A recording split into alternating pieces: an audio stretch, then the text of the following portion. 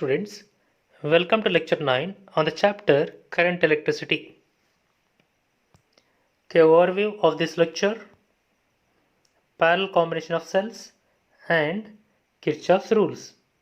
Now let us try to discuss these two topics one by one. Cells in parallel combination.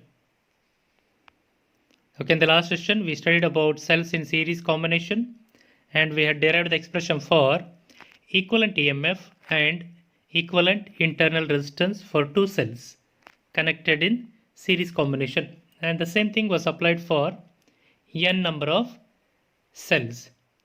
Now let us try to derive the expression for equivalent EMF and equivalent internal resistance when two cells are connected in parallel combination. Consider two cells, cell 1 of EMF E1 and internal resistance R1, cell 2 of EMF E2 and internal resistance R2. Okay, this end is positive end of cell 1 and this is negative end of cell 1. And this end is positive end of cell 2 and this end is negative end of cell 2. Okay, positive ends of both the cells are connected at a point B1 and negative ends of both the cells are connected at point B2. That means these two cells are connected across 2 points, 2 common points B1 and B2. Hence, they are said to be connected in parallel combination. Cell 1 produces a current I1, cell 2 produces current I2. Together, we get total current I. Now, if the combination is replaced by a single cell which gives same amount of current as that of combination of cells gives, and EMF of this cell is given by E equivalent and internal resistance is given by R equivalent. Now, let us try to give the relation between equivalent EMF and EMF of each cell, and also relation between internal resistance and internal resistance of each cell. Let E1 and E2 be the EMF of two cells. R1 and R2 are the internal resistance of two cells. I1 and I2 are the current produced by first cell and second cell respectively. Now, total current of the combination is given by I equal to I1 plus I2. Total current is given by I is equal to I1 plus I2. Let this equation be 1. Potential difference across the terminals of the first cell is given by V equal to E1 minus I1 into R1. Okay, this we get it from V equal to E minus I into R. Now, above equation I can write it as I1 into R1 is equal to E1 minus V, and finally I can give the expression for current. I1 is equal to E1 minus V divided by R1. Let this equation be 2. Potential difference across the terminals of second cell is given by V equal to E2 minus I2 into R2. Okay, this can be written as I2 into R2 is equal to E2 minus V. And finally I can express in terms of I2, that is I2 equal to E2 minus V divided by R2. Let this equation be 3. Substituting equation 2 and 3 in equation number 1, we get I is equal to E1 minus V divided by R1 plus E2 minus V divided by R2. Okay, separating the terms, the above equation becomes I is equal to E1 by R1 minus V divided by R1 plus E2 by R2 minus V divided by R2. Here E1 by R1 and E2 by R2 are positive, hence I will write them first. V by R1 and V by R2 are negative, hence I will write them second, and by taking minus V and V as a common, I will write this equation as E1 by R1 plus E2 by R2 minus V of 1 by R1 plus 1 by R2. Taking LCM of first term and second term, we get I is equal to E1 R2 plus E2 R1 divided by R1 into R2 minus V into R2 plus R1 divided by R1 into R2. Now I want to express this equation in terms of potential difference across the cells, that is V into R1 plus R2 divided by R1 into R2 is equal to E1 into R2 plus E2 into R1 divided by R1 into R2 minus I. Now I will take this term to denominator. When I take this one to denominator, this term goes to numerator and this term will remain in denominator.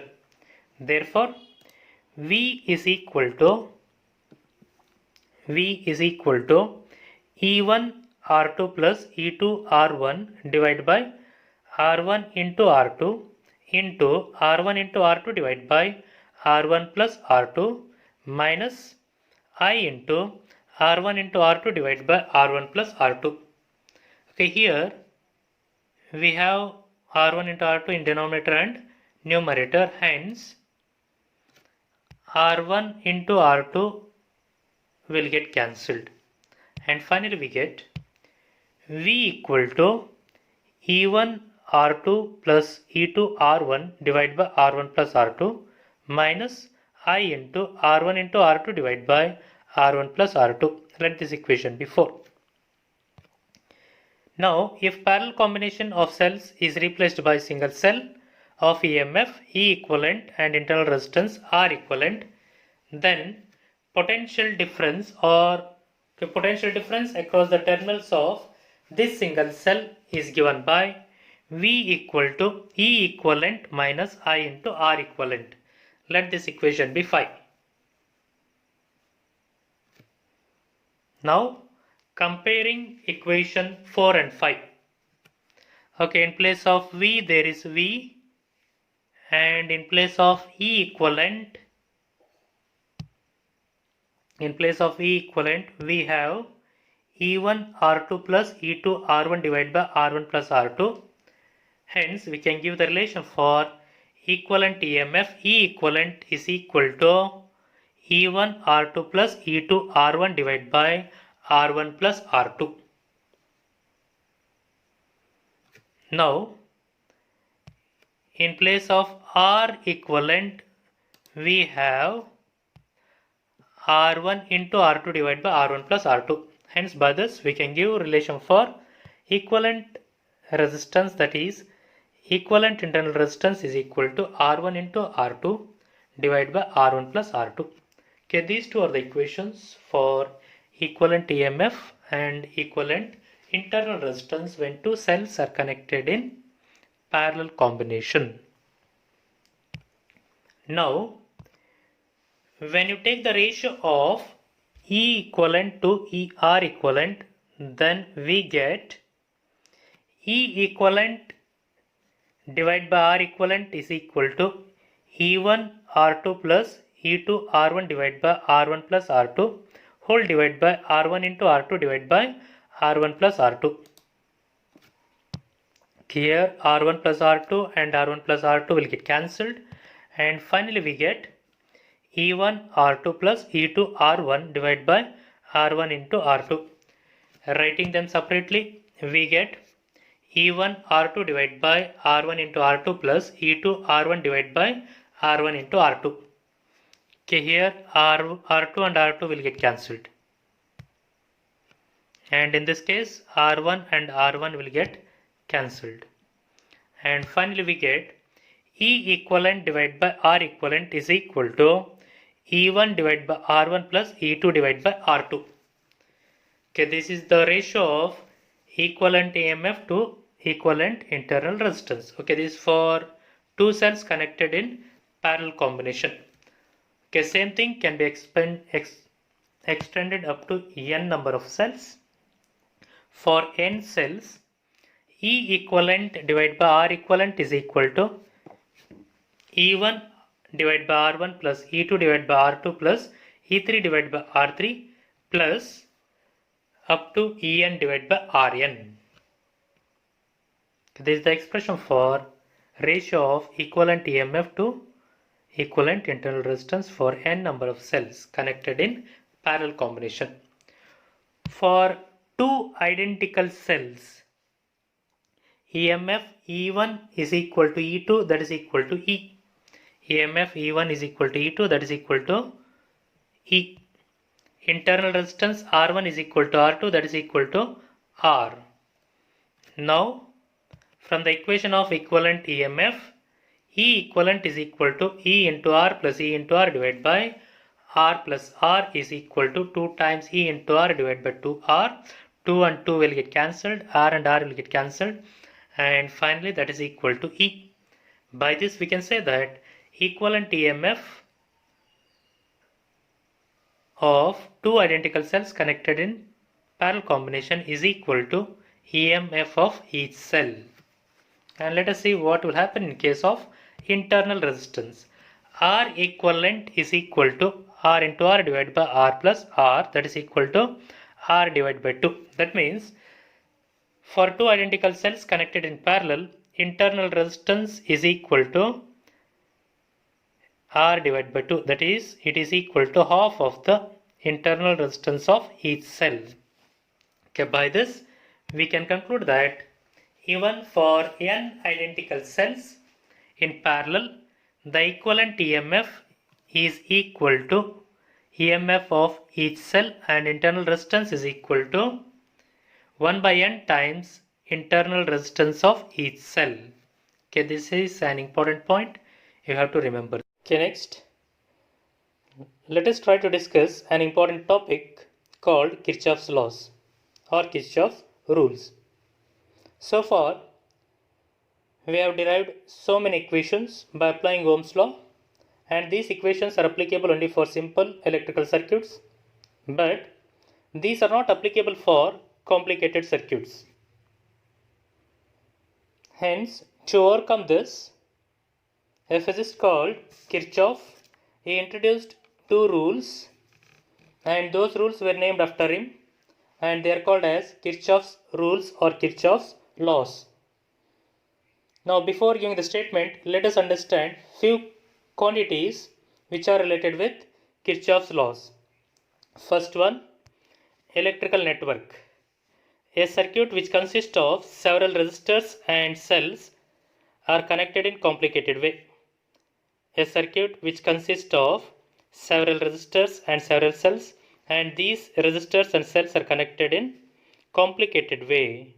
Hence, this circuit is called electrical network, or it is called as complicated circuit. Okay, let me show the diagram of complicated circuit. Can you see this? It is a simple complicated circuit. Okay, we have three resistors and two cells of EMF E1 and E2. They are connected as shown in the diagram. Why they are called as complicated circuits? Okay, it is not easy to find the flow of current through R1 or R2 or R3 by applying Ohm's law. Hence, such circuits are called as complicated circuits. Node or junction.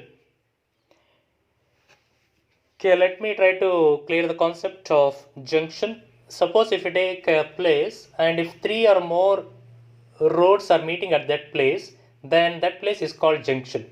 Similarly, if you take a point in an electrical circuit, if more than two currents are meeting at that point, then that point is called junction or node. Node is a point in an electrical network where more than two currents meet. It is a point on electrical circuit where more than two currents meet at that point, and that point is called junction or node. Okay, it will be cleared by this diagram. We have four conductors, 1, 2, 3, 4, all are meeting at this point. They are meeting at this point, and different current is flowing through different conductors. I1 is flowing through this conductor, I2 is flowing through this conductor, I3 is flowing through third conductor, and I is flowing through fourth conductor. Current I1, I2, I3 are moving towards junction, and I is moving away from the junction. Hence, this point is called node or a junction.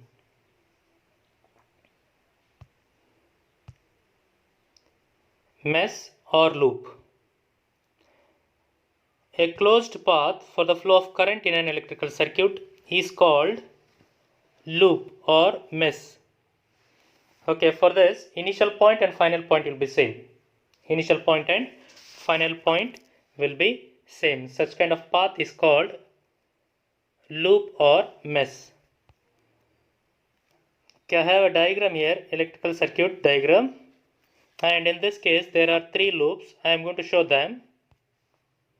First one, CDEBC or CBEDC is one loop. Second one, lower part of the circuit, BAFEB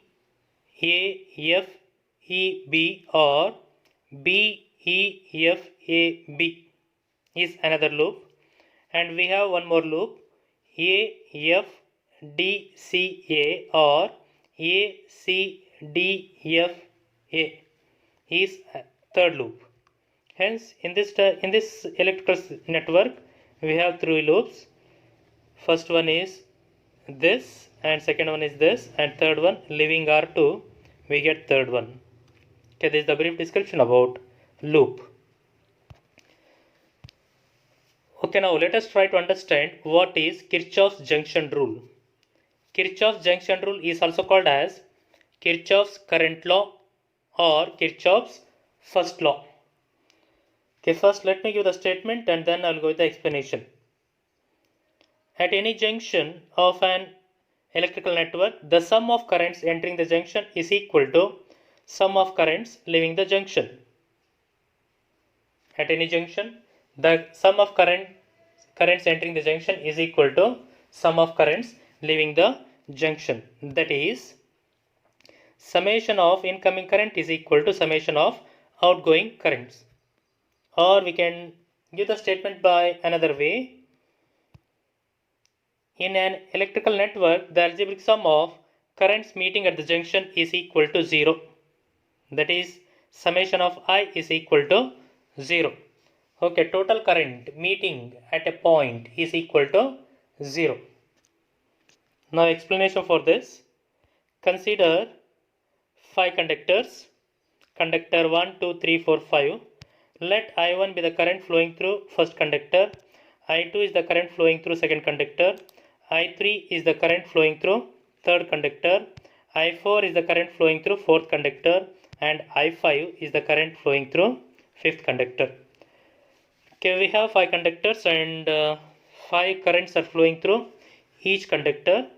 And out of these 5, I1, I4 and I3 are moving towards the junction. I2 and I3 are moving away from the junction. Let I1, I4 and I5 are the currents entering the junction. I2 and I3 are the currents leaving the junction. Now, by applying Kirchhoff's junction rule, we can show that the sum of currents entering the junction is equal to sum of currents leaving the junction. That is, I1 plus I4 plus I5 is equal to I2 plus I3. Okay, this is the explanation for Kirchhoff's junction rule. Suppose if I take these two currents at the other side, then I can say it as the algebraic sum of all the currents meeting at a junction is equal to 0. Okay, this is the brief description about Kirchhoff's junction rule. Okay, by this, we can say that Kirchhoff's junction rule follows that when currents are steady, there is no accumulation of charges at a junction or any point in a conductor. Okay, when a current is flowing, current cannot be accumulated at any junction.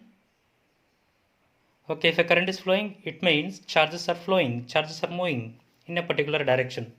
Okay, these cannot be accumulated at the junction. Why? As soon as the charges comes, they move out. They leave that place. Hence, net charges accumulated at that point is equal to 0. By this, we can conclude that Kirchhoff junction rule is consequence of principle of conservation of charge, or it is the significance of principle of conservation of charge. As you know that the conservation of charge is nothing but charge can be neither created nor destroyed, but it can be transferred from one body to another body, or from one point to another point in a conductor when it is moving.